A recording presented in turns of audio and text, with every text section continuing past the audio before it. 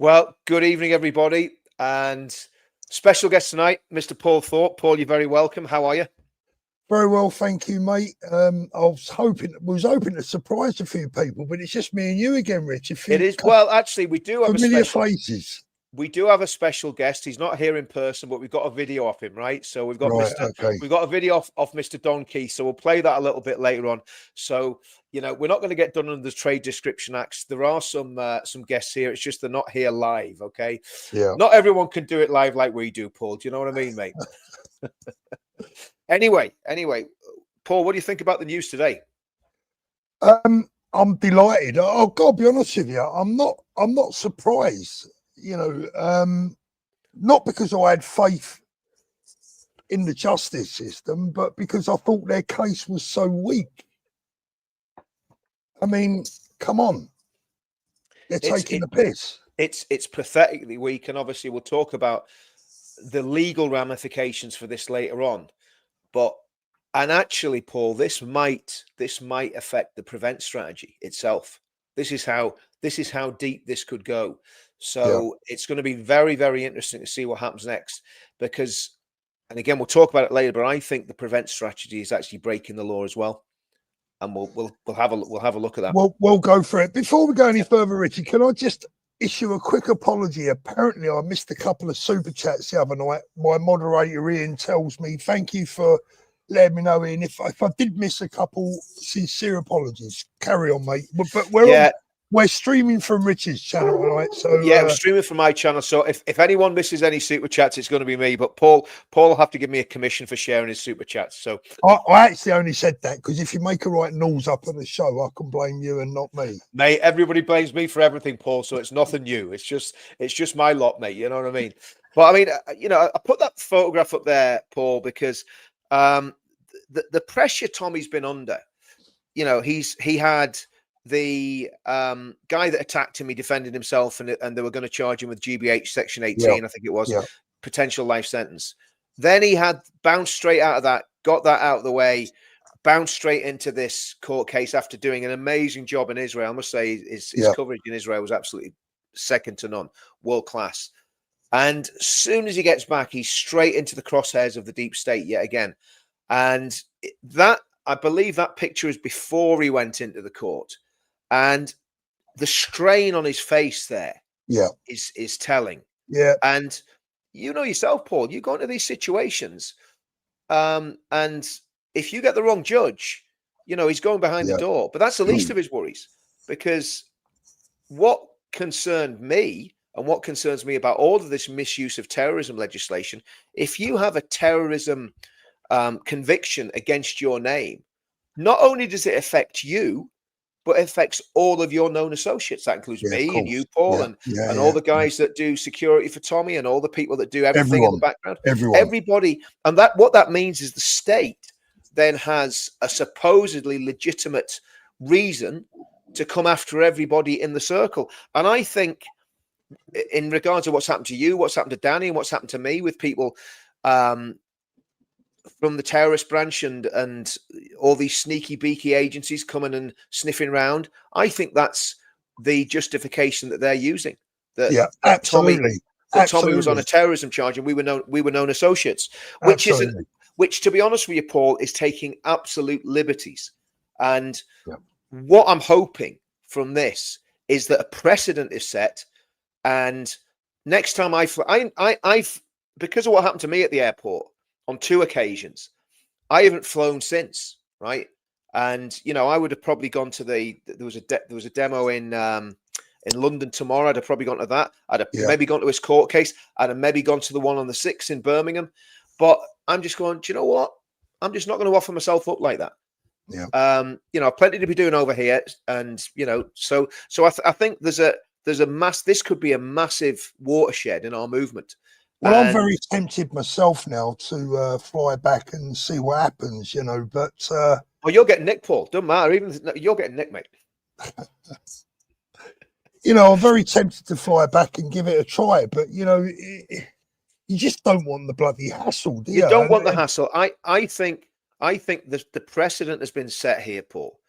And if you flew back, I think you could quite easily just be exactly the same as Tommy and say, look, I mean, I'll be honest with you, if I fly anywhere now, I'm taking a phone with that's got just not that there's anything dodgy on any of my phones, but I'm taking a phone with me that has about 3 phone numbers in it and nothing else.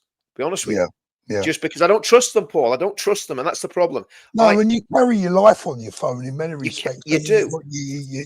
Your debit and your credit cards, you got all your family's numbers, you got all your appointments. You know, to have your phone taken like that is a huge inconvenience. But Richard, you're right. I mean, watching Tommy today, he seemed very stressed. You know, it's like he looked not a man that's on the edge, but he didn't look as in control as he normally is. I think he's really frustrated. I agree. Let's have a little look at what he said before he went in the court, Paul, and just, you know, again in the comments, let us know what you think about Tommy's demeanor, about the way he's looking to me to be a man under pressure. Now, obviously, hopefully that pressure is lifted now. But let's have a look at this.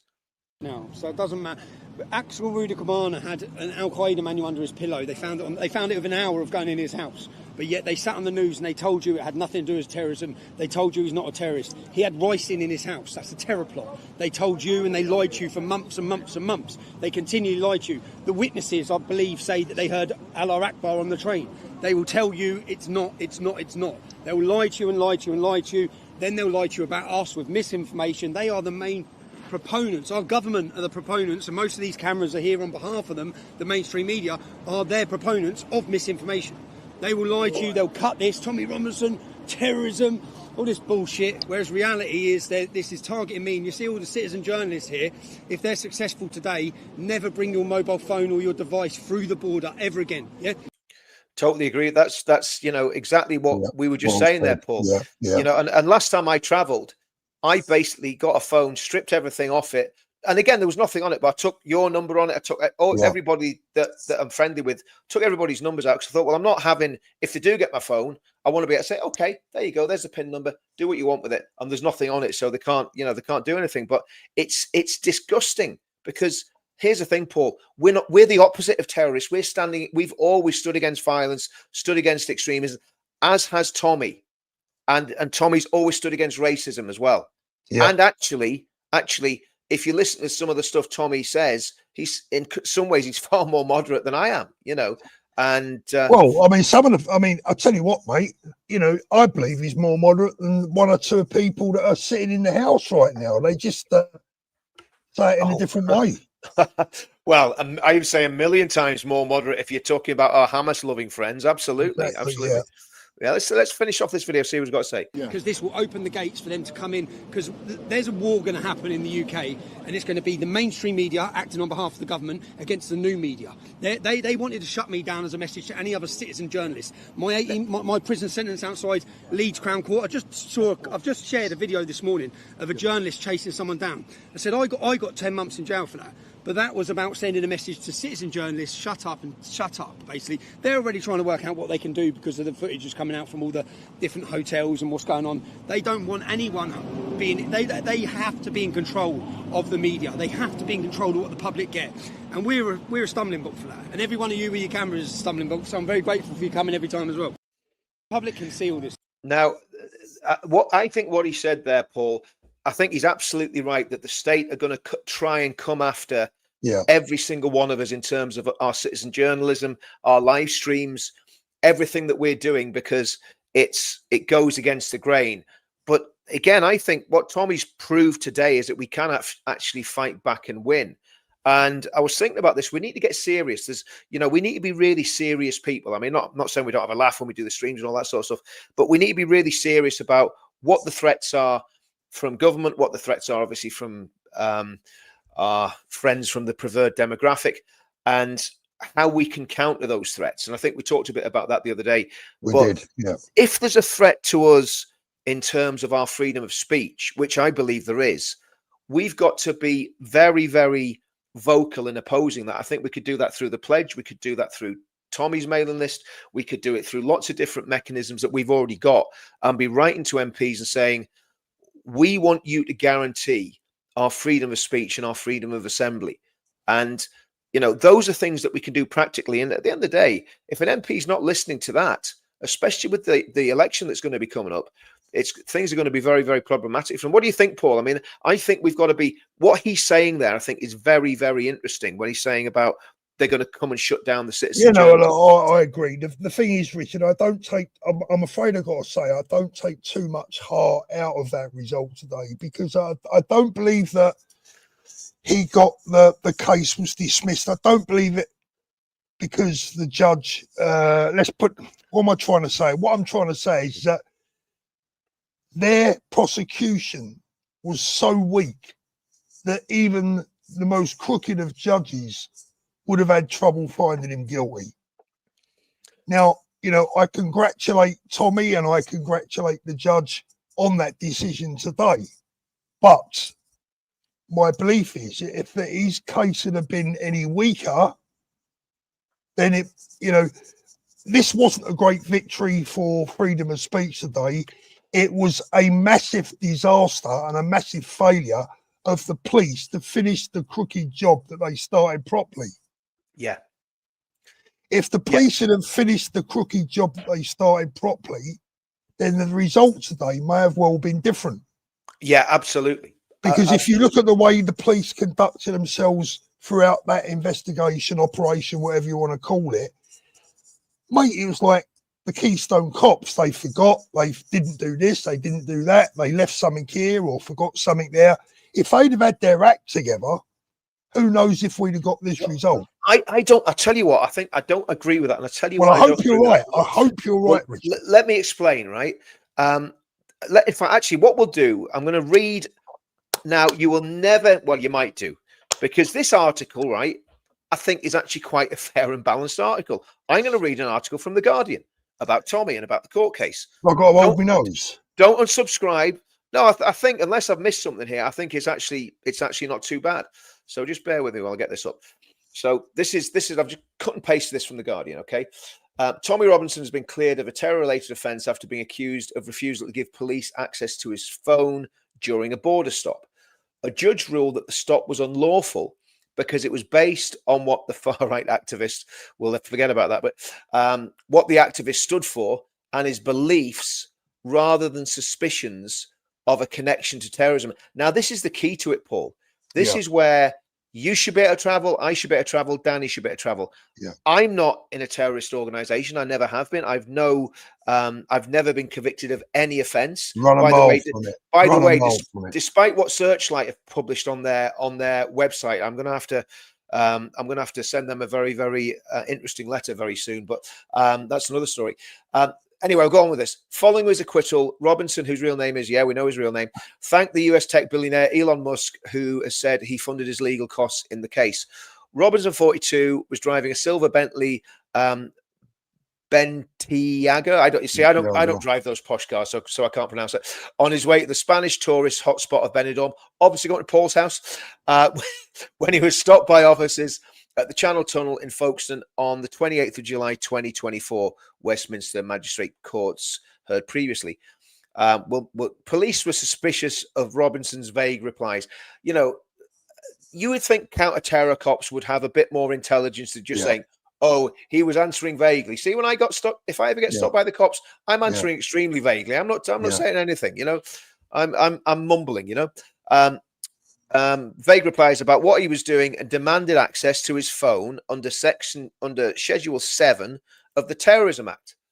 The Act gives the police the power to stop anyone passing through a UK port to determine whether they may be involved or concerned in the commission, preparation, or instigation of acts of terrorism. Now, this is the key, Paul. It's outrageous, right? Absolutely outrageous. Well, this is the key, Paul, because there's no way, and this is where there's been massive overreach, and this is where Danny and to be honest, it'd be great to talk to Danny about this, because this is where Danny absolutely they took liberties with Danny, because no way on this earth would Danny ever. He wouldn't even know where to look for a terrorist. He's not that sort of fella. He's a straight going lad. Exactly. Total straight goer, right? So it says, if you're whether they may be involved or concerned in the commission, preparation, or instigation of acts of terrorism, there's no way that Tommy's going to be involved in anything like that. It is a complete fantasy, right? Yeah. And we'll come on to the prevent thing. We'll play maybe a couple more videos, and I'll come back to the prevent thing in a minute because it's very relevant to this. Then it says this: Robinson refused to give police the PIN for his phone because he said it had journalistic material on it. The court said he was acquitted on Tuesday after a 2-day trial last month, during which his barrister said the police had engaged in a fishing expedition and that there had been no evidence from MI5 to suggest Robinson was a terrorist. Now, this is the key, Paul. For people to actually hold you under those charges, it seems quite obvious, and this is where this is important, and there's a precedent been set by this judge, which is fantastic. MI5 will be telling counterterrorism officers, if they suspect that you're a terrorist or you're involved in terrorism, they'll have wiretap evidence, they'll have all sorts of intelligence, and they will basically then go, okay, we think this guy is at something. Now, Tommy, there's nothing on Tommy whatsoever like that. No, and the fact that they've actually found that there's nothing on Tommy like that means that they can't do this to anybody else either, or it's going to be very difficult for them to. Well, let's hope. Let's hope so. Let's hope. Well, I don't see how they can, Paul. In his ruling, District Judge Sangozi told Robinson, "I cannot put out of my mind that it was actually what you stood for and your beliefs that acted at the principal reason for the stop."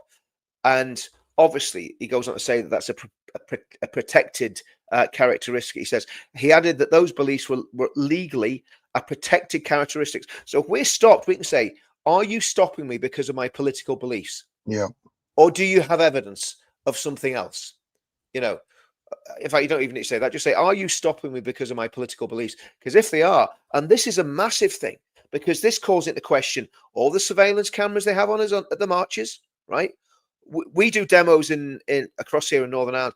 Mate, they're filming everything. And it's blatant. They're there with the cameras. Oh, what are you filming us for?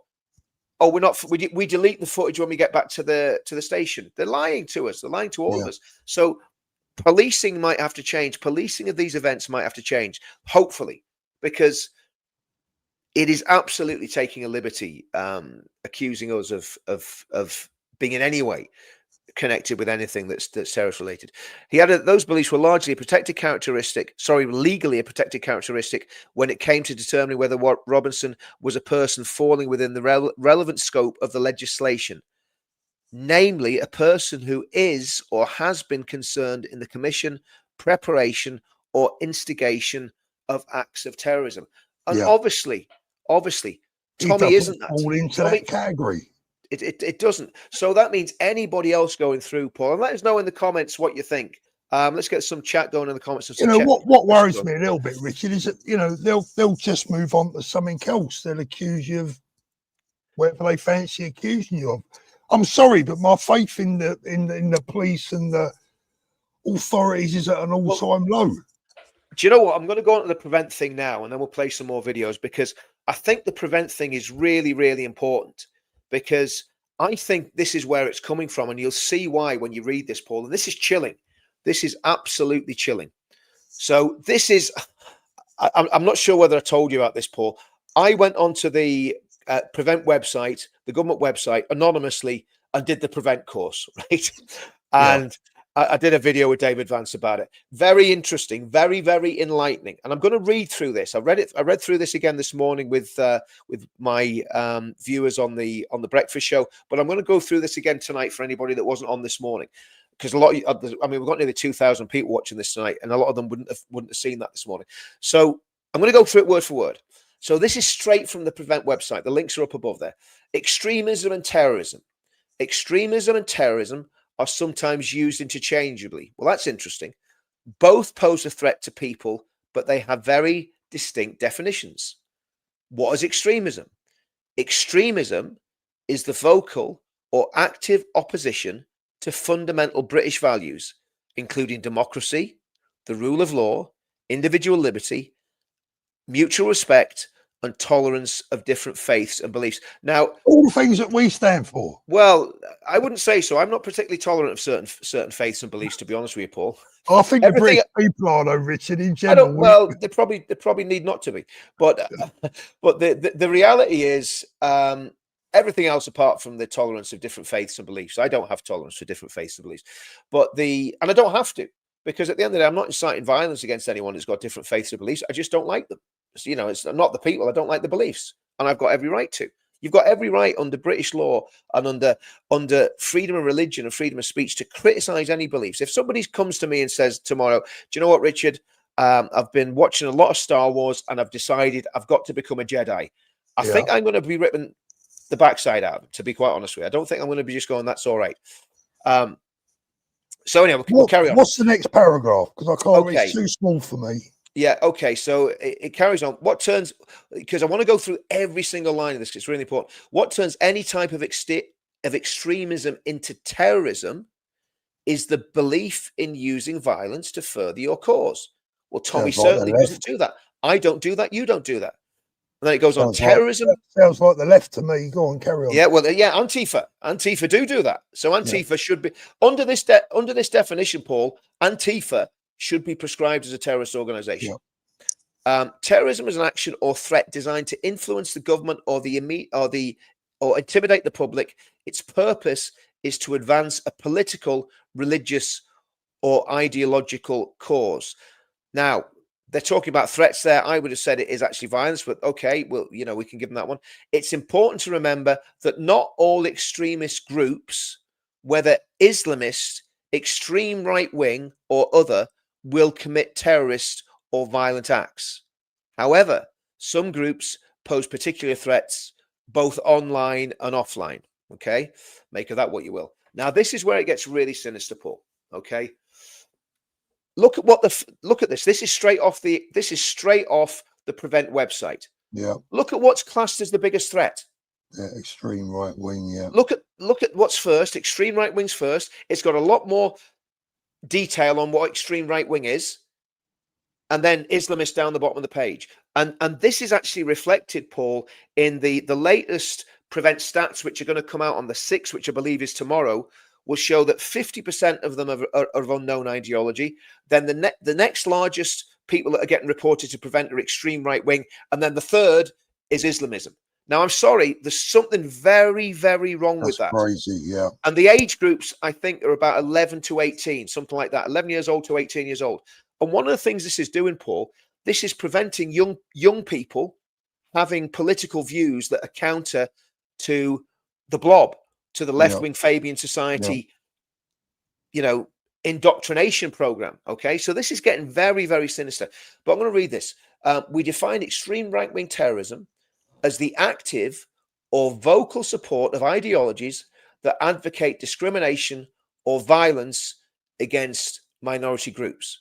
The three most common subcategories of extreme right-wing terrorist ideologies and their narratives are, now listen to this, think about this. So what they've said is there that we're talking about ideologies that advocate discrimination or violence against minority groups. Now, in our movement, I don't know anybody that advocates for either of those two things, for discrimination or violence against minority groups.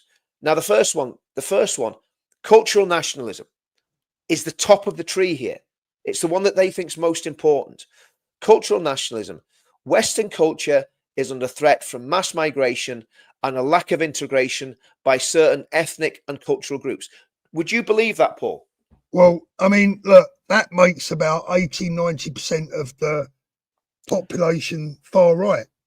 And according to Prevent itself, that this is a terrorist ideology. And that's why I'm going through this, guys. I know this is really wordy and it's really nerdy, but the bottom line is it's actually not at all, Richard. It's very eye-opening. It's really, really important that people understand this.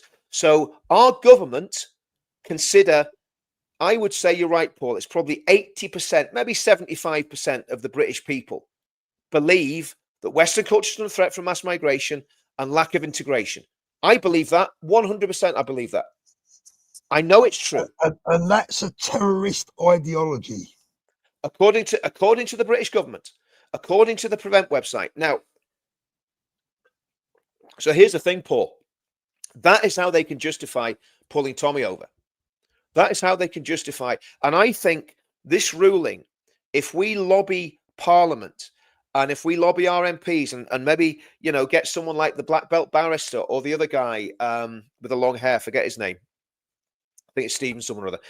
Get one of those guys to dig into this. We need proper legal advice. But to me, if what they've done to Tommy is discriminatory because of his political beliefs, which are a protected characteristic, then me believing in cultural nationalism, and I would call it civic nationalism, cultural nationalism, it's nothing to do with race. It's nothing to do with the color of your skin. It's to do with ideology and what you actually believe. We've always said it, Paul, whether you've got red, white, and blue in your heart. Us saying you've got red, white, and blue in your heart makes us now terrorist suspects. Yeah. That need to be looked at by the prevent strategy. Absolutely insane. It goes on to ethno-nationalism and white supremacism. Obviously, we all know our opinions on white supremacism. We're not going to argue too much. Can't be no time for them whatsoever.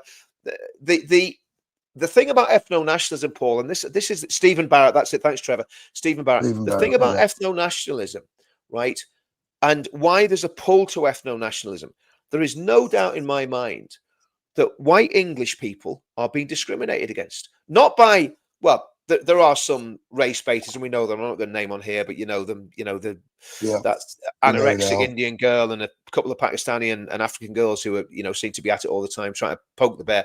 But that they're not the problem. The problem are the Keir Starmers, the Ed Davies, the blob, the liberal elite, the people in the Home Office who absolutely despise the British working class. They're suspicious of the British working class. They think we're all frothing at the mouth, waiting to have a race riot and attack the local mosque. That's what our elites think of us, Paul, especially Keir Starmer and his little gang, right? So this stuff really matters. I can't believe that they've put extreme right wing above Islamist. I find that mind blowing.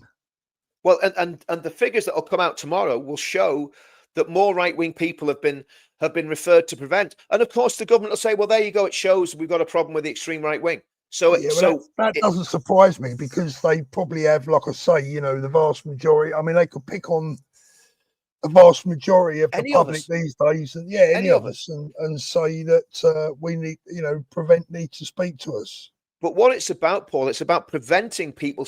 I mean, Nigel Farage's party would agree that Western culture is under threat from mass migration and lack of integration. Many people in the Conservative Party would. So if you're going to young people and saying, if you believe this, you're on the road to terrorism, son, and we need to de-radicalize you, that is very, very sinister. And that is attacking someone because of their protected characteristic. And I think if and let me know in the comments, guys, what you think. But I think this could actually destroy this plank of the prevent program, this court case today, because of the ramifications of it. Because if it's illegal to arrest Tommy because of his political beliefs, then surely it's going to be illegal to refer someone to prevent because of their political beliefs. Yeah, I mean, look, I think an organisation like Prevent has a role to play if they're targeting the right people.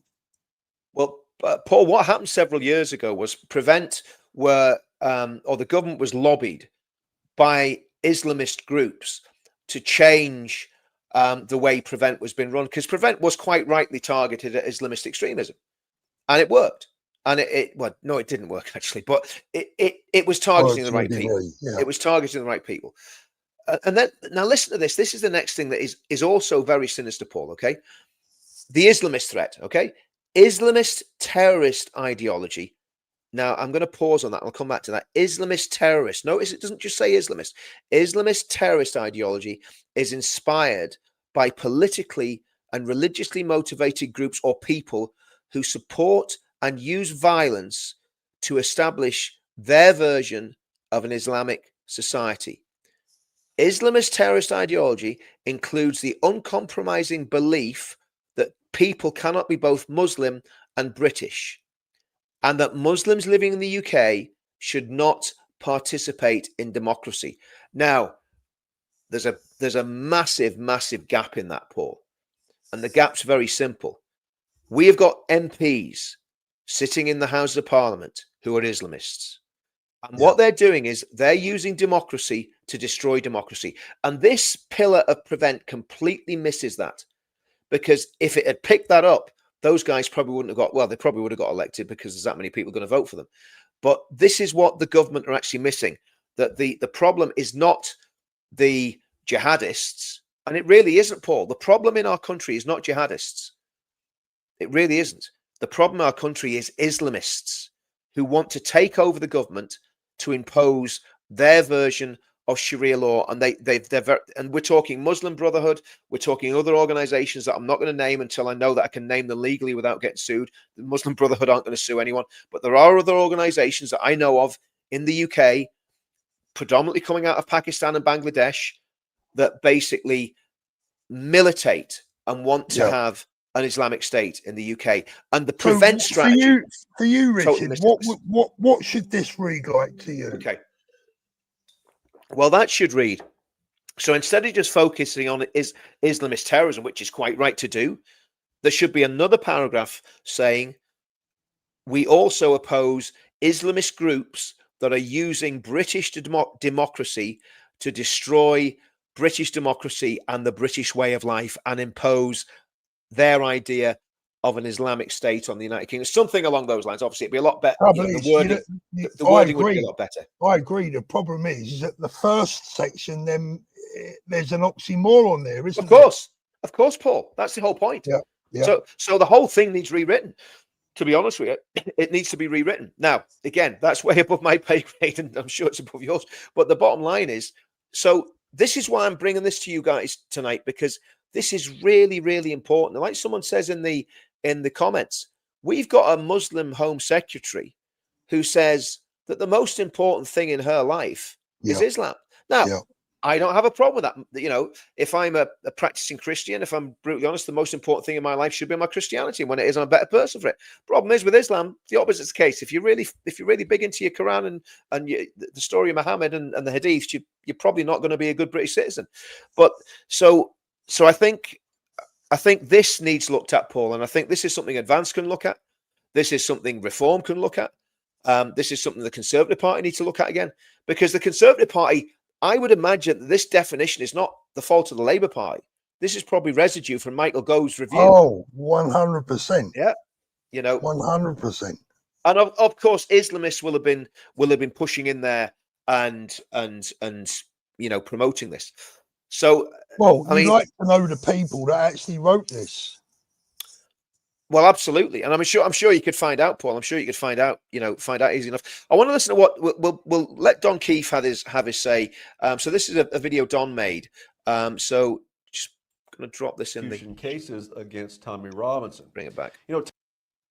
You know, I'm not sure everyone understands the seismic impact that the judge's not guilty verdict in the Tommy Robinson Terrorism Act case will have on future political persecution cases against Tommy Robinson. You know, Tommy's been telling us for years that every case against him is a witch hunt. And I think sorry to interrupt that, but I think what Don's saying there, it's not just for Tommy. This is going to apply for absolutely everybody, because precedent has been set. If we are being harassed because of our political beliefs, which Tommy certainly has been, and I would say we all have been to a greater or a lesser extent, Paul, then we have very good recourse to say, hold on a minute. What I believe politically is none of your business. We're not going to break the law. We're not going to do anything illegal. We're not going to do anything violent. Leave us alone to do what we do. And if you don't like our politics, well, that's fine. You don't have to join Advance. You don't have to vote for us. So that he's been targeted because of his political views. And for the first time ever, a sitting magistrate, Sam Guzzi, has agreed with him, saying, I cannot put out of my mind that it was actually what you stood for and your political beliefs that acted as the principal reason for this stop.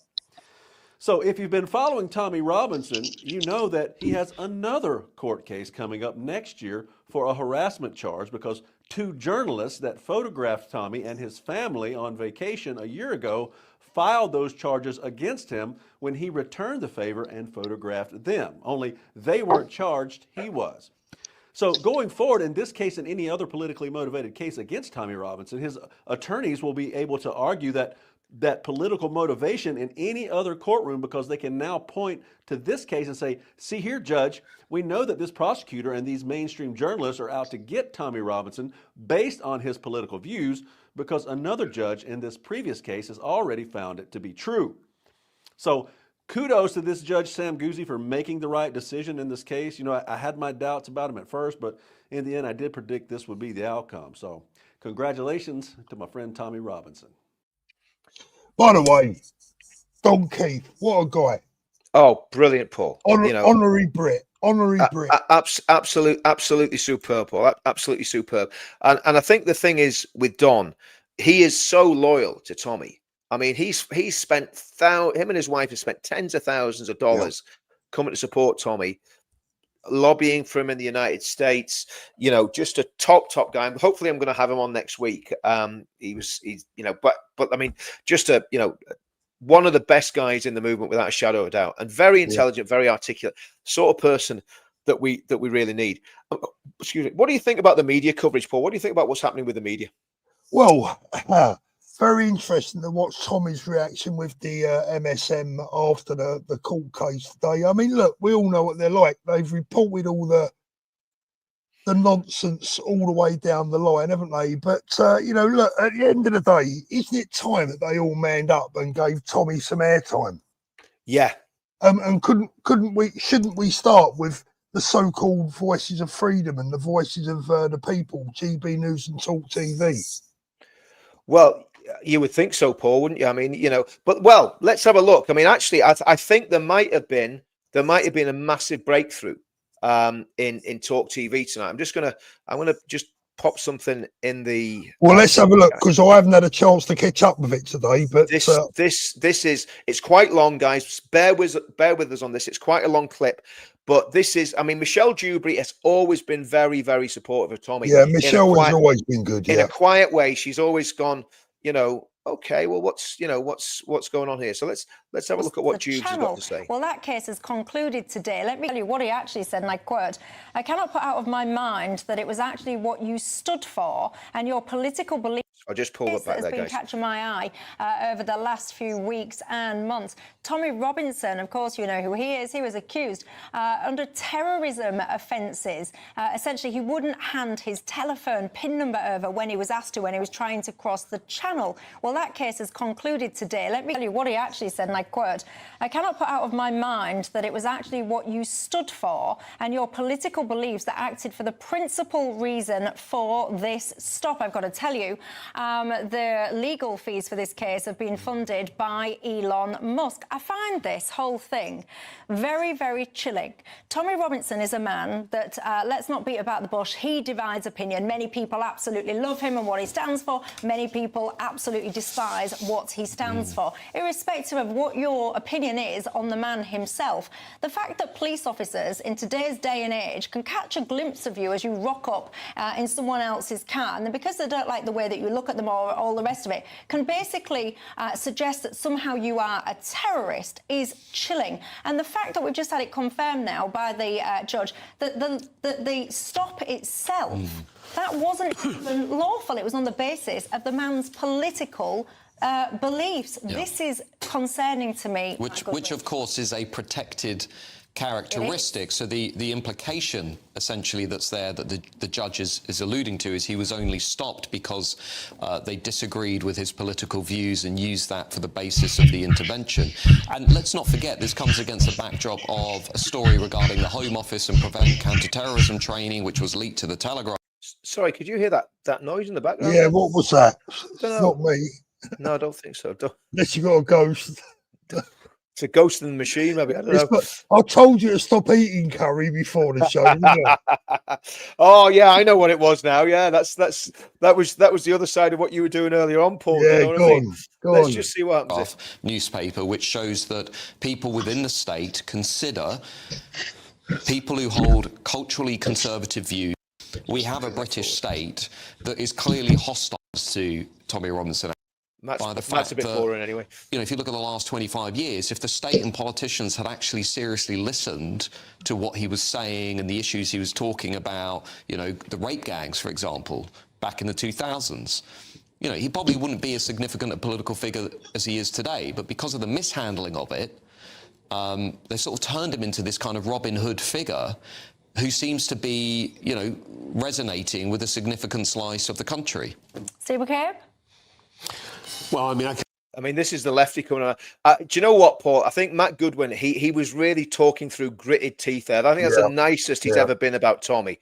You know, but listen, now here's some Robin Hood type of character. Well, Matt, if you're watching, by the way, son, he's much more of a Robin Hood character than you'll ever be. Absolutely, he's more like the Sheriff of Nottingham, isn't he? But I mean, look, Matt, I'm not having a go about Matt because he stands for the right things. But come on, mate. Grow a pair, will you? Well, this is the whole thing. Someone's not as nice as you about Matt. Grow a pair, Matt. That's all you need to do, Matt. Stop worrying about your own career. Grow a pair.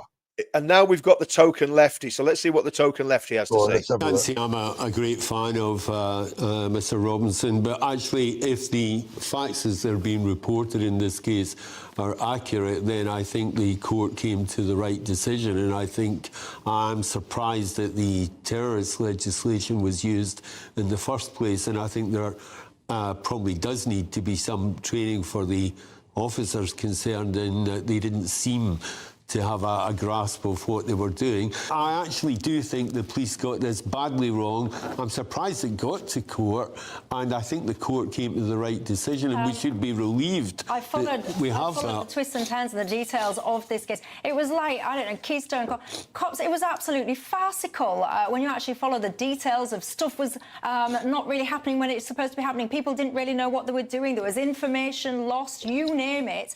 One of the challenges when it comes to the likes of Tommy Robinson, people are too afraid, too cowardly, actually, to address the issues that he raises and has consistently raised for many, many decades, that actually now you're seeing play out up and down the country. So instead of actually having the chops to deal with the issues that he tries to raise awareness of, what they do is they constantly try and vilify, demonise and persecute the messenger. What do you make to it, ladies and gents? Lots more that we need to discuss after the break. I'll see you in 2. Well, so now, if the producers at GB News, the big wigs, if they had any balls and any respect for their viewership, Tommy would be their #1 guest tomorrow morning, wouldn't he? Absolutely, totally, 100%. You're getting the blame for that noise, Paul. He said it sounded like your dog licking itself. Now, Farty Pants, how do you know what Paul's dog sounds like? That's what I'm worried about. Has he got you under surveillance, Paul? Get down, Shep. Oh, mate. They called it puppy love. Oh, yeah. But no, I mean, you know, I mean, fair play to Michelle Dewsbury and the other guys, even the lefty guy. He said, look, they got it bang on. Yeah. And let's get it right. I mean, The Guardian, that is about the nicest thing I've ever heard The Guardian say about anybody on the right. Richard, what all these idiots have got to understand is this, right? Is that first they come for you. Yep. Or what's the old saying? First they come for your enemies, then they come for your friends or whatever, and then they come for you, you know. So it was, I mean, it was first they came for the communists, then they came for the trade unionists, then they came for the Jews, then they came for me. And when they came, you know, what it was, I should have spoken when they came for the communists. I should have spoken when they came for the trade unionists. I should have spoken when they came for the Jews. When they came to me, there was nobody left to speak. That's what that little poem is by. It was actually by a German so these theologian. People, if they know what's good for them, because, you know, I was thinking about it today, you know, look, if we carry on like this, when we eventually get a government that leans the other way, and we're no doubt going to get that, right? Do they want us to come after them in the same fashion? Is that what I mean, that's what Trump's done, isn't it? I mean, Trump's pretty much done that. Talking about Trump, I don't want to change tack, but no, go for it. The BBC have made a particularly good day, have they? Oh, unbelievable! That broke last night on GB News. Funnily enough, Patrick Christie's broke that last night, and man, you know, they're in big trouble. They're in big trouble. They are the Titanic. Yeah, at the moment. Oh, I mean, they just keep. They're worse than the Titanic because it's like they're steering into every iceberg in the North Atlantic. You know, I mean, there's another story which I'm going to cover tomorrow. How much longer can this go on, though, Richard? Before the public, you know, before there's retribution. Is that the right word? Not retribution. Before they're held to account for what they're doing. The problem we got is who's going to hold them to account? Ofcom, the Labour government. You know, the reality is, what we need is a right-wing government. Well, it's not even right-wing. I mean, I think what Ben says is very true. It's not a question of left or right. It's a question of patriotic people that love the UK and those that don't. And there will be people on the left who love the UK who could join Advance. I mean, some of them are complete headbangers as well, to be fair. You know, think of George Galloway. But, you know, there are people on the left that love the UK. I mean, Tony Benn, you know, was a great patriot. But he was on the left, you know. So I think the bottom line is, though, Richard, with the BBC, at the end of the day, this has to stop with them. Something has to happen. It's not going to. Now, whether that means weekly demonstrations outside the BBC, whether it means, you know, thousands of people writing to them, emailing them every single day, and tying up their what's the word I'm looking for? Their commercial department, whatever it is. I don't know, but it's just incredible. They're a national embarrassment now. They are. I mean, if we had a very strong, you know what? Actually, I'm going to have a look at this because this is a fair comment. Do you know what? As I said that, I was thinking the same. I like Tony Benn, to be honest with you, because he kind of thought a bit different, but he was a well-spoken idiot. You're absolutely right, Ben. I do apologise for that. I was having a bit of a brain fart there, but yeah, no, you're right, Paul. I mean, I think the thing is, if we had a well-organised boycott of the licence fee, then you'd be in a position where that could happen. You know, where you could basically get. Get rid of the BBC if nobody pays the license fee anymore, because then the government have to fund the whole thing.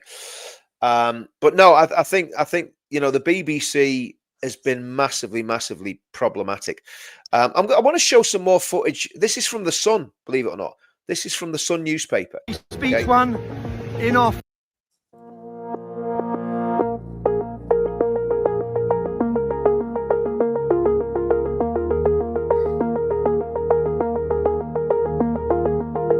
Just before, as I'm walking out of court, Elon Musk, I'm forever grateful. If you didn't step in and fund my legal fight for this, then I'd probably be in jail. So today, free speech one, in our fight back, the judge gave a damning verdict against them and against their unlawful and their targeted harassment.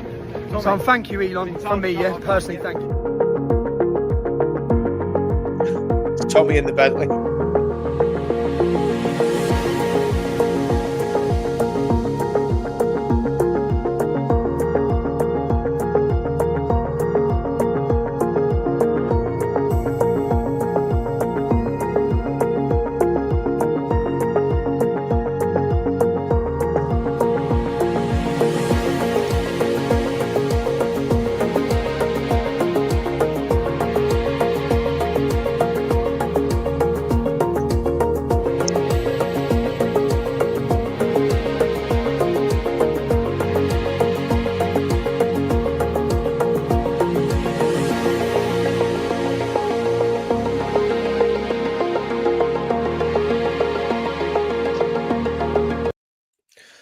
So again, Paul, not a negative report, not a very positive report. No, but I think they're getting a bit better, aren't they? They're getting. Yeah, I mean, at the end of the day, Richard, they're running out of ideas, aren't they? Yeah, totally. They're running out of ideas. They're running out of a plan. You know, they're slowly but surely seeing that they cannot continue to pull the wool over the public's eyes, because the public aren't that stupid. I mean, what do they say? You can fool all the people some of the time and some of the people all the time, but you can't fool all the people all the time. Exactly. And I think that some of these news outlets are slowly but surely, many years overdue, coming to that conclusion. Exactly. And one of them met her Waterloo today. Let's have a look at it. Let's have a look at what happened. Because that all happened in court for 2 days. Why didn't you report what happened in court to your audiences? Why didn't you report what happened in court? Why didn't you report the truth of what happened in court? Because all you report, no, you didn't report about cars and money. Why didn't you report about all the stuff the judge has found? Because that all happened in court. You didn't report any of it. You have no accurate information Yes, I do. about what my report Yes, I do. included. Okay, you didn't include the 34 seconds. I did. No, you didn't. I did. No, you didn't. Who did you report for? Look, this is a very intimidating environment that you're putting. Oh, it's intimidating, Richard. I know, Intimidating. I know. You know, and you think about what those. Well, I'm going to be careful what I say, but what journalists have done to Tommy before, following him on holiday, all sorts of stuff going on. She'd never make a K80, would she? If No, that's well, she wouldn't make one of our citizens journalists, Paul. She imagine her at Speaker's Corner surrounded by a mob of jihadists screaming at her. Do you know what I mean? Hero, Joe. How pathetic! What an embarrassment! They'd be reaching for the smelling salts, you know. What But I'm going to tell you something. She was filming the whole thing. There's another angle. She was filming the whole thing from her phone camera, right? And you can guarantee that she'll run straight to the police after this. Yeah. Without a shadow of doubt. Oh, I felt intimidated. No, you're doing your job. You went there to report on Tommy. You've got Tommy to interview. If she'd have been switched on, she could have got a really good interview out of him there. She could have said, do you know what, Tommy? Yeah, I want to report the truth. Tell me what it is. Tell me the truth. She's not there to tell the truth, is she? No. She's there to gaslight the goddamn nation. That's what they've been doing for years. Wake up, everyone. Absolute scumbag. Why everyone acting calmly? Cameras, they're all journalists. The same happens to me. You have me physically. No, I mean, you know, so that's what even now, even after having that great, you know, that great victory, let's say, this, you know, I can guarantee that she's going to run to the police. I can guarantee it. Guarantee it. You know, as sure as night follows day. Unbelievable. Oh, he's harassed me. I want an exclusion order on him. You know what I mean? No, he came out of court and you were standing there waiting for him. Yeah. I feel intimidated. Exactly, What do you think? What did she think he's going to do? Stick a headbutt on her in front of all those people? I mean, what are these?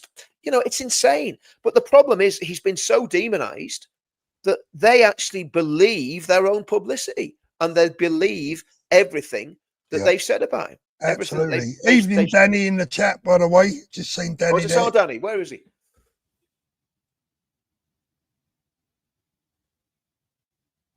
Apparently, there's been another stabbing at a train station. Oh, for goodness sake. For goodness sake.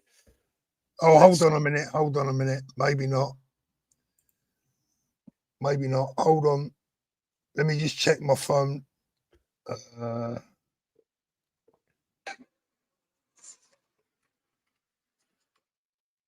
No. Just be 1 sec, Richard. Stay there. Yeah, go for it. Yeah.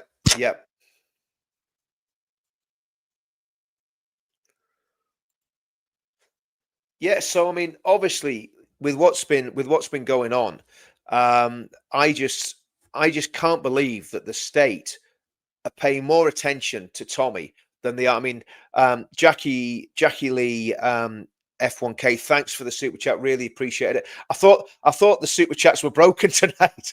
Anyway, we know it's going to kick off Thursday at Villa Park. Wonder what the headlines will be Friday. We know exactly what the headlines are going to be.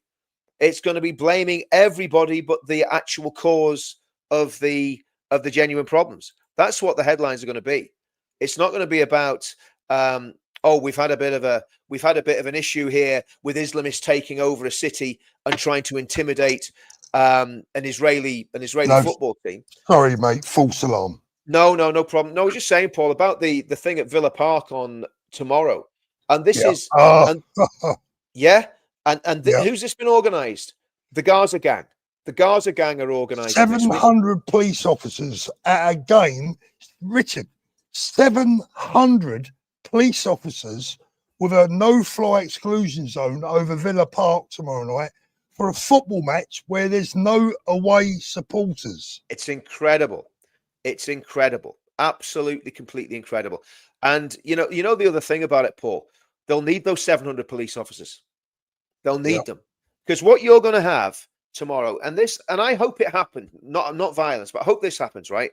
I hope what we see tomorrow is a whole lot of Islamist youth, as the semi-literate lawyer basically said in his little video earlier on today, we want the Muslim youth to turn up, and there's going to be lots of youths tomorrow, and you know, probably a lot of them will get a criminal record if it kicks off. Right. In fact, no, actually, they won't get a criminal record, Paul, because they've probably already got one. Yeah. And the ones that haven't will just get a slap on the wrist. Well, do you know what, as well? I feel sorry for Aston Villa supporters, you know, because they're now getting dragged. They're getting dragged into this. Their club's getting dragged into it. Aston Villa are a football club with a grand history. Yep. You know, lots and lots of loyal supporters. I mean, they're I don't want to upset any Blues fans watching this, but they're, you know, probably the biggest club in Birmingham. Sorry, Birmingham fans. You're a bother. The Zulus are going to be after you now, Paul. I know.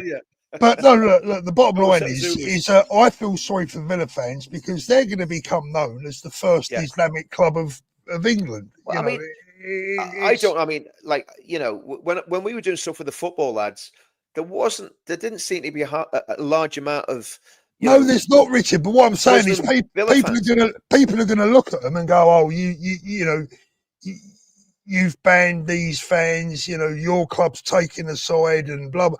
I mean, look, I'm sure the Villa fans would have loved to have had the away fans there tomorrow to make up that atmosphere. That's what football's all about. Yep. An atmosphere and a bit of rivalry and a bit of banter.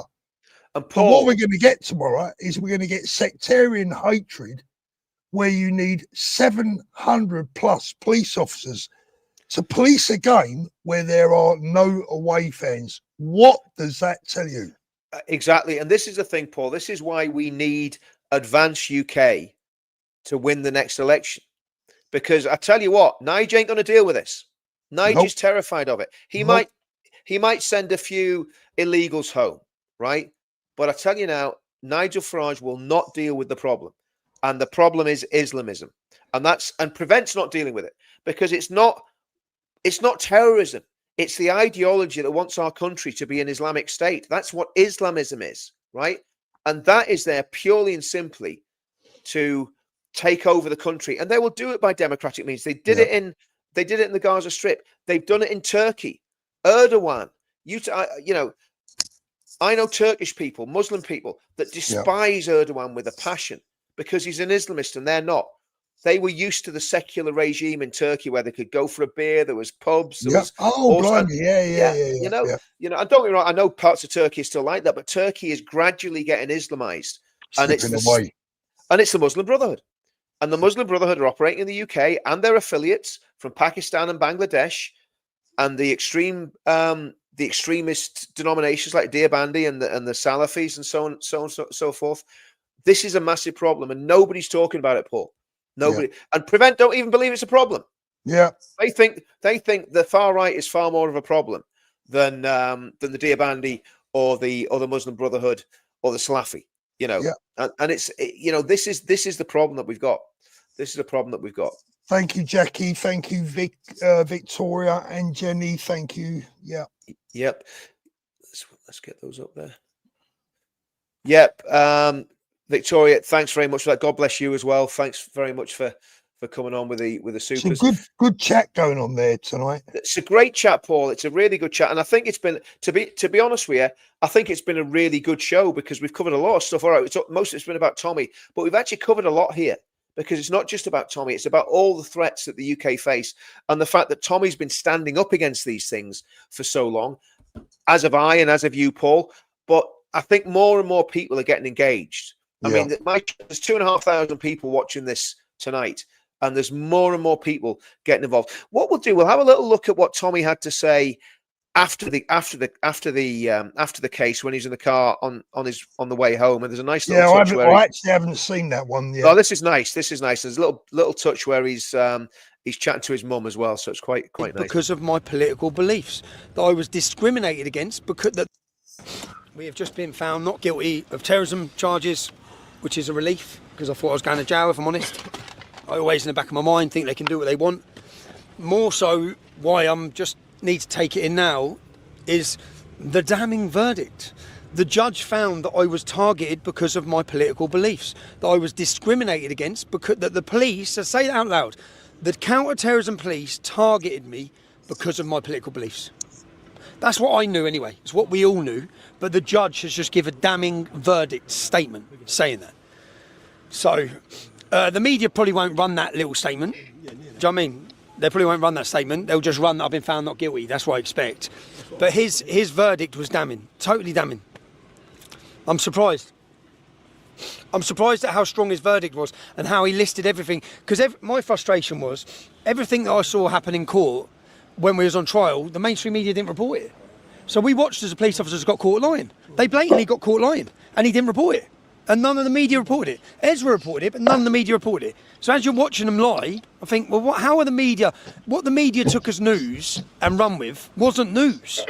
Yeah. So a police officer lies, accepts that he's doing everything unlawfully and targeting me because of who I am within 34 seconds, and none of the media run that. So it's upsetting, it's frustrating. It's also upsetting because although the judge gave a great verdict, he also banned citizen journalists from court.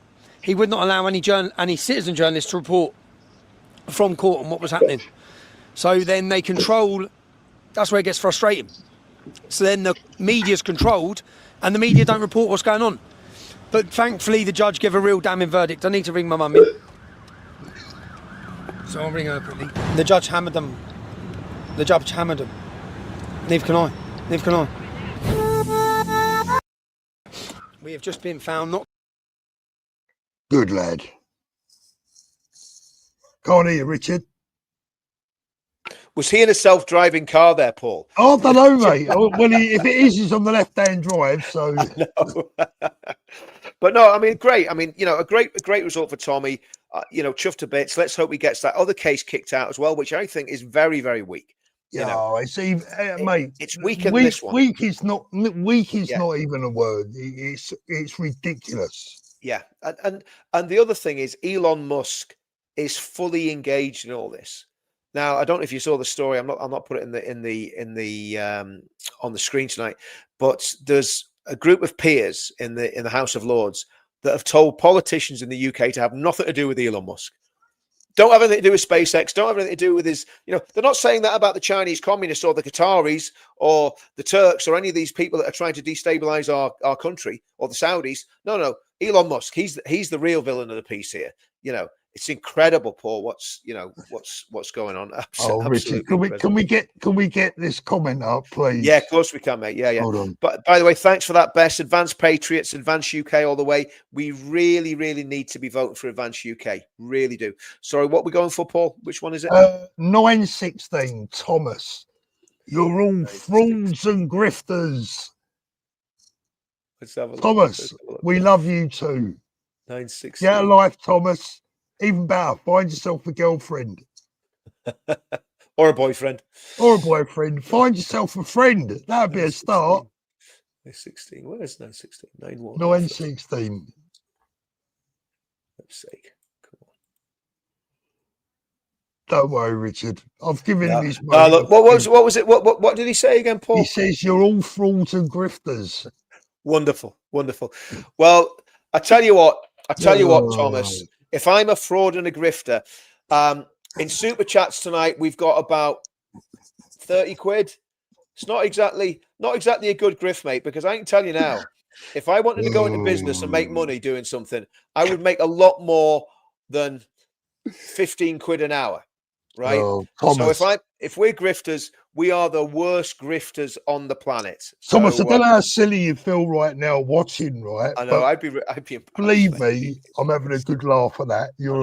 That's a good one. Can you try and do a bit better? Because that's Thomas, mate, you know what, Thomas? It's very rare I see Paul Thorpe smiling as much. You've really tickled something in Paul. So Thomas, you've made my night, mate, with that one. Yeah. You know why, Richard? You know why? Because it proves, mate, they've gone from racist and fascist and far right to grifters. Well, we're not far right. We're not far right. We're not terrorists anymore. So we're grifters. I think I take that. That's an upgrade, Paul. That's everyone watching. We're winning because that's all they're getting less and less and less to throw at us. By the way, Thomas, you're in the wrong place, brother, because we've got one big happy family going on here. Yeah. And unfortunately, son, you ain't part of it. Yeah, exactly. And just a word to the admins on my channel, on Paul's channel. Don't ban him. Don't ban him. I'm don't ban enjoying him. him. Don't ban him at all. We want him for the sport. We're gonna toy with Thomas for the next 6 months. Oh, Thomas. It's not Tommy, is it? Tommy's not accusing us of being grifters, is he? Oh, mate, dear. beautiful, absolutely beautiful. We love you, Thomas. Thomas, in London, we call that having a new one ripped. Yeah, give up, Thomas. Give up, mate. If that's the best you got, give up. Eddie Lee, $4.99. Thanks for that momentum. I'm just on my grift here, Thomas, just so you can see this is me grifting. Momentum is building steadily for Patriotic Brits today with the verdict, advanced UK membership growing, potential 5 million at the next UTK event. Tell you what, the next UTK event, I mean, I obviously have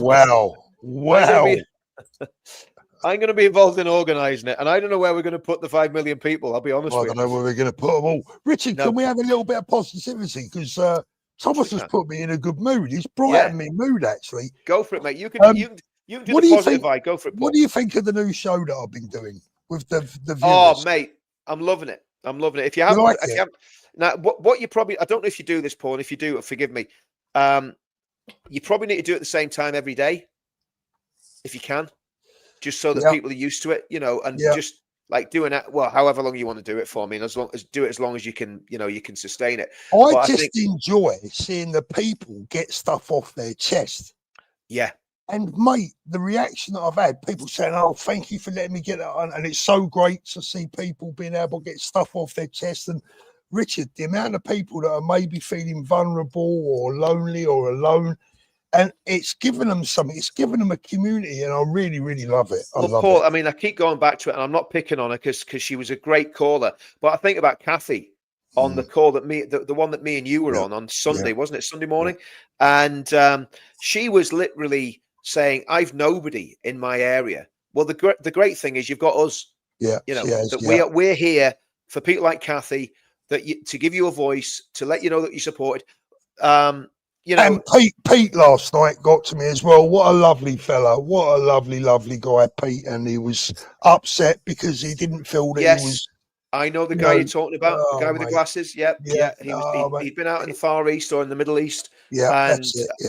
Yep. Really nice guy. So again, there's a lot of people. I think the thing is, Paul, what I've noticed in my I do a little thing on Sunday night, a little sort of Christian thing, and basically the people that are in that, they all really care about each other. Yeah, they're really interested in each other. The guys in the chat, and we only have about 400 people on a Sunday night, because obviously Christianity is not everybody's cup of tea. I get that, but what we're doing here, Paul, is building communities.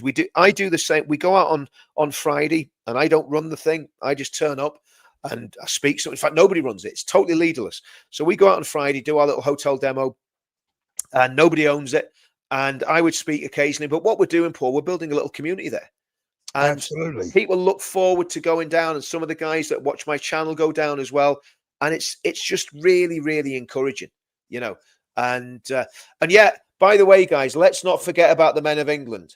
On a positive note, we went up from 33 to 29 in the download charts overnight. So we want to get this as high. I want to get this to number one. I haven't even really started promoting it yet. Now, hope Paul, you're going to do this for me. You're going to help me out and do a bit of promotion. I will. Just remind me the next time the next time we got the professional show going. Hey, listen, I smashed this tonight. Yeah, you have. I've smashed it. I've just realised you can see what's going on the television behind me, mate. Do you know what? Oh, that is a video nasty. See what I can see at the minute is an absolute video nasty. That should be banned. Yeah. That should be absolutely banned. Rachel Reeves. It's past the 9 o'clock watershed, Paul. But Rachel Reeves, come on. Oh dear. Oh dear. You can see what news channel I'm sitting there watching that. There's Matt Goodwin again. So we've done that one at Momentum Building. George Plus, verdict should have consequences for bully boy tactics. Absolutely 100% agree with that. And that's what we're hoping for. And I think it will, Paul. I think it's going to make a massive difference, this verdict. I really do. Well, let's hope so, Richard. And let's hope that it means that you know, people like myself and Danny. Yeah. I mean, look, it's gone past that stage now, but Danny, Paul, I think Danny, go on. That's for you, mate. That lovely drifter who does a fab show. By the way, I have a Timu Rolex. You're stealing my admins now, Paul. Thank you, best Black. Thank you, best. Thomas, you see what you've done. Look, that's Thomas. Actually, since Thomas made his comments, the grifters just got so good because everyone's doing super chats now, Paul. Do you know what I mean? I'll bet Thomas is. No, I can't say that. No, don't. No, crying. He's crying into his soy latte. That's what he's doing. He's crying into his. I've got. Yeah, we got to see it. I just hope Thomas isn't. Hope Thomas isn't the 6'4" mixed martial artist, mate. Do you know what, mate? I've given up. Look, do you know something? I'm past caring. No, we'll have to send Danny on him. But no, I was just going to say, Danny. Right, Danny should have taken legal action after what happened to him. Well, I think he's. You know, I'm not going to speak. You know, but I think he's. You know, he is talking to people, isn't he? About. Yeah, but I think it's got. I think you got 6 months to do it. Have you? Yeah. It's a bit like defamation. If you don't hit them with defamation quick, you basically the clock starts ticking, and if it runs out. Look, Alan, mate, I didn't know whether Alan was Rambo or he's in Home Alone. Do you know? It was either Home Alone or Rambo. Brilliant. I was getting worried. I know you were, Paul. I saw your face. I was just thinking, what's he going to pull out next? Yeah, this is a Glock 17 pistol. and here's a Remington and here's a Desert Eagle. Yeah, you know I mean? You know? And if that don't do it, the 50 cal. Yeah. Mate. Hey, Alan, if you're watching, you had me worried last night. I got to tell you. Alan, get him more worried. Do it again. Get the Remington shotgun out next time. Oh dear, that was funny. Yeah, it was funny, to be fair. It was great, but no, I mean, I'm really enjoying it. What I do need to get on there, I need some protagonists, mate. I need some lefties on there. You know, to come on and they won't come, Paul. Of course they won't, because they got no bloody argument. My self-defense instructor. That I was with today. He's basically said to me, he says, you should get the lefties on. I says, Michael, they're not going to come on. They won't come on. They're not going to come on. They're not going to come on.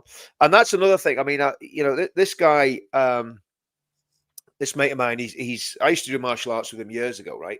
And he's got 2 autistic kids. One of them is very profoundly autistic. The other one's slightly better, but they've both got autism. And he's passionate about getting solutions to autism. And I thought, and he said to me, he says, Richard, is this something Advance UK could look at? And I think it's something Advance UK should look at, because 1 in 28 kids are autistic now. 1 in 28, Paul. Yeah.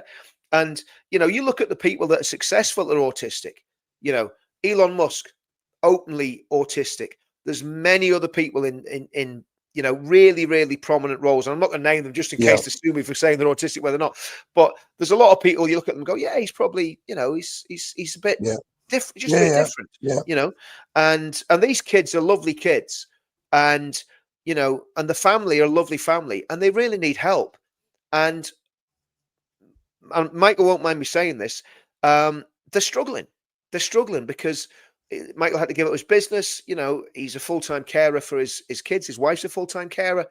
And there's so little help for them, Paul. And it's absolutely heartbreaking. You can see the strain. And what, you know, I'm going around doing martial arts with him a couple of times a week for a couple of hours a day. And that's his respite. He's getting sort of out of the house and be able to beat the crap out of me. And, you know, it's helping him. But I think these sort of things are things that a political party like Advance could take on board and say, we need to do something about this, because it's all right. You know, everybody's doing all the immigration stuff, the global warming stuff and all that sort of stuff. But who's talking about the things that would seem like small issues to people who aren't involved in it? Oh, Richard, I couldn't agree more with you. I mean, the thing is, we just got to walk before we can run, I guess. Well, yeah, that's true, but it doesn't mean that you can't show some willing and say, yeah, do you know what? That's something we'll look at. And I think, you know, I'm going to bring that to other people in the college. I'm going to hopefully, when I get a chance, speak to Ben about it, speak to David about it, because it is, you know, it is something, and it's not something that you're going to do without a reward. If you take this chalice up and you run with it, then basically you're going to get all those people. 1 in 28 families now are affected by this. You're going to get those families voting for the party without having to talk about left or right or anything. I can't highlight any of the chat tonight, guys, because Richard's got control of it. But there's a good one from My Brighton there. Donald Trump to investigate the BBC over doctored speech footage. They effed around. Now they're about to find out. Oh, I hope so. For some reason, Paul, I can't get to the bottom of the chat myself at the minute. I'm not sure what's going on. It's not letting me get to the bottom, so I've got to wait until that pops up. What time's that on? Do you know? Because I'm only at 9:14 at the minute.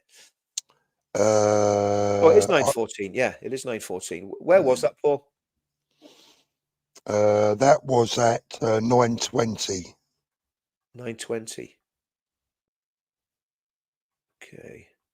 For some reason, I'm not getting past. I don't know what's going on with my computer, but my computer's saying it's 9:14 at the minute. So I'll just have to wait until it pops up. So, and it was about the BBC, yeah? Yeah. BBC News. Hi, Sharon. There's some more supers here. I mean, I tell you what, Thomas has done us such a favour tonight, Paul, because we're getting supers coming in left, right, and centre here. So the grift's on. The grift's on, guys. Let's do it. Let's do this tonight. So Sharon, I love Richard's channel. It really helps me. You see that, Paul? She loves my channel. Yeah. She loves your channel. She loves my channel. Richard, you're not nicking my #1 contributor, so forget it. Well, look, it looks like it's happened, Paul. I mean, she's loving my channel tonight. Sharon, thanks for that. Thanks for that. We can share, Paul. We can share. Yeah, we'll share, yeah. Sugar Sweetie, £2. Thanks very much for that. Eddie Lee, Trump should take BBC to the cleaners. Is that the one you're talking about? No. It's a different one. Yeah. So let's have a look what else we've got in here. Right, that would just be. Oh, that would be. Well, why not? Wouldn't it? Why not? Why not? Why can't he take the BBC to the cleaners? And there's another story. I'm going to break it tomorrow on my breakfast show. But there's another story about the BBC, and again, it's even worse. It's even worse than what they've done to Trump, and it's what they've done in Israel. And it is I saw that. Yeah. Shocking. I've got the video clip of it, and I'm going to do that at 7 o'clock tomorrow morning. That's going to be one of the stories that we're going to run with. And by the way, thanks for everybody that's getting up 7 o'clock in the morning and dragging themselves out of bed, getting themselves a coffee or a cup of tea. Oh, hold on a minute. I'm loving that one. Yeah, Bree, you are so right. Is she one of yours, Paul? Is she one of yours? Don't think so. No, listen, we love all our viewers from all our subscribers, all our viewers, all our regulars, and everybody that contributes. Because honestly, like, we wouldn't have a channel if it wasn't for the people watching it, Paul. No. Did I tell you what I did the other morning on the breakfast show? So I got up, was all ready to go, and you forgot to put some clothes on. No, I wasn't. I'm not that bad. I'm not. Right. Listen, I don't want it to be. I mean, that was a bad enough horror movie when we had Rachel from Accounts behind us. But no, I put my clothes on. I set everything up, started talking. I was doing great, but the comments were really off. I was just thinking, these comments aren't really in context what I'm talking about. But not worry about it. And they kept saying things like, "Is he here yet?" And I'm going, "Who here yet?" So I carried on. Anyway, 20 past 7. My wife phones me. She says, "When are you going live?" I said, "I've been live for 20 minutes, you silly woman. What are you talking about?" Looked up, forgot to press the live button. Oh, 20 minutes. 20 minutes of a show. And the people said, but you know the thing, this is how loyal. They were still there. They were talking to each other. Actually, do you know what? I've noticed when I'm doing a live, they talk to each other about all sorts of stuff more than they do listen to my live.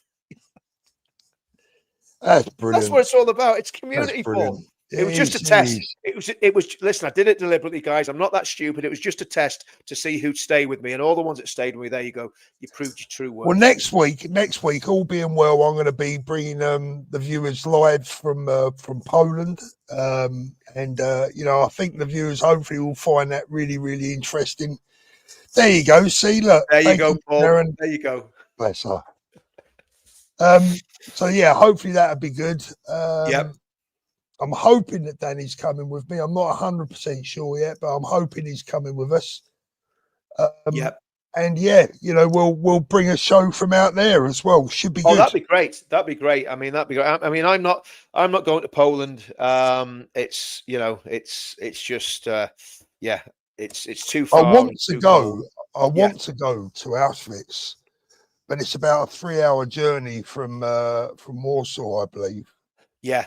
I mean, John it's Capola. are you going with, are you going with Tommy, Paul, or are you going on your own? Or? I'll be no. I'm leaving from Alicante, aren't I? Yeah.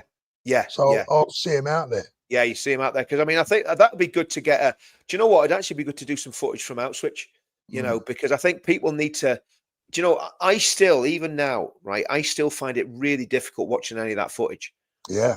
From the concentration camps. I can't watch it. It's a bit like the stuff from October the 7th. I can't watch that footage. I've watched it once and I can't watch it again. Some of the stuff I mean, I think I saw the full video on most of that full video that's been put out there. And I just, for the life of me, this is what really completely fries my brain. How people can walk around waving Palestinian flags in my country. Unbelievable. After those monsters did that.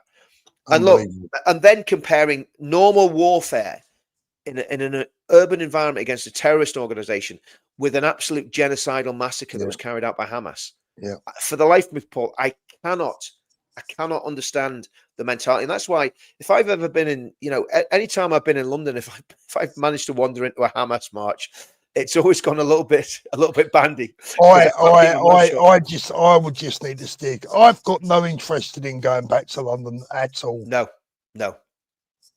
At all. Absolutely not. Absolutely not. Do you know what? That's actually really good advice there for knife defense. Getting a backpack. I mean, I think, you know, this is the whole thing.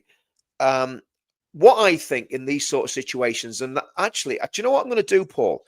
I'm gonna see if I can grab this video of this guy. Yeah. So if you just talk to guys a minute, just want to see if I can grab this video, because this is the guy that actually intervened in the attack. Heroes, mate. Heroes. Total hero. I want to try and find this video, guys. Just bear with me. Hold on. There's a slight twist to that tale as well, because it turns out that the train driver I knew quite well back in the day. He's a Fulham supporter like myself, and I knew him well back. You know, I haven't seen him for probably 25 years, but yeah. The train driver, you knew the train driver, credited with helping to save multiple. We'll just stop now. Again, this is a very, very unusual show for me. I've played Channel 4. I've read The Guardian. I've put the Scum newspaper in my channel. You're going to have a shower. I know, I am. I am sorry about all this mainstream media stuff, guys. But actually, we need to see this guy, right? We need to see this guy. Now, as far as I know, this guy was a Muslim. As far as I know, this guy that tackled that crazy man on the train was a Muslim. But you know what? He's a man that saved a lot of British lives. He's a hero. Yeah. He's a hero, right? So, and we need to pray for Sammy that he pulls through, because same as the line of Millwall, it's exactly what Roy did. Exactly the same thing. Exactly the same thing. And others, you know, my mate Steve Gallant that tackled the guy in London Bridge, life sentence prisoner, murdered someone, right? Did a life sentence while he was in prison. Steve Gallant's story is an amazing story. I was telling people about the other night. Steve Gallant killed a guy in a fight, right? He got life in prison. He did 17 years. When he went to prison, he said to himself, he says, and he wasn't a Christian, he says to himself, I'm going to take that little tiny verse from the Bible that says, turn the other cheek. While he was in prison, he didn't have one fight. Steve was a tough guy. He didn't have one fight in prison. But you know what he did? He did boxing, Muay Thai, and Brazilian Jiu-Jitsu all the way through his time in prison. And when it came to that attack on London Bridge, and that crazy jihadi had already killed a couple of people, he was ready. He was and I said to him, I said, Steve, I said, I believe God prepared you for that moment in your life. Same as Christian Craighead, the guy in Nairobi that took out the jihadists in the hotel. So I think the point is, this rail worker guy, he saved goodness knows how many lives. Goodness knows how many lives this man saved, right? And the respect that I've got for people like that, that actually take action and do something. Because when you see these attacks, it's always one man or two men that step up and do something that make the difference between life and death before the cops get there. Yeah. Anyway, let's just play this little clip. Worker who has been credited with helping to save multiple lives during Saturday's mass stabbing on a train from Doncaster to London has been named as Samir Zitouni. British Transport Police say the 48-year-old is in hospital, critically unwell but stable. His family have said he has always been a hero. Anthony Williams was charged yesterday with 10 counts of attempted murder. Worker. So, and again, what's he going to get? What credit's he going to get? He's going to be forgotten. That guy's going to be forgotten about in a year's time, and he needs to get the recognition for what he's done, Paul. Absolutely. But absolutely. Let's pray that he gets well. Yeah, cop watcher. That nearly came out very, very wrong there. Anyway, member for 18 months. Hi, Paul. Hi, Richard. Good to see you, man. Good to see you. I tell you what, where's Thomas? Is Thomas still in the chat? Not sure, mate. Yeah, I think he's got to boil his own head, I think. Boil his head. Let's have a look what we got here. Well done, Samir. Absolutely. Samir should get the George Cross. Absolutely agree with that. And again, guys, pray for Samir. Pray that he makes a full recovery. Right, I'm going to try and find that chat now, Paul, because I seem to have caught up. So what time was that chat? You say 20 past, was it, yeah? I think it was, yeah. 23, 20, 23, 23, 22, 21,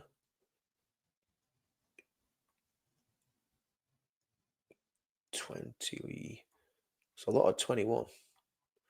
20. There's so many in these. You see these chats, Paul? There's so many in them, isn't there? Oh, yeah, yeah. It's absolutely. Patrick's Christie's told Liam Tufts everyone wants to interview Tommy, but they won't. That's an interesting one, actually. Can't find that, mate. Anyway, there's someone giving Thomas a little bit of a talking to. Still trying to find this BBC one. Great, nice one, Kim. Lovely. Can't find it, Paul. What was it saying again?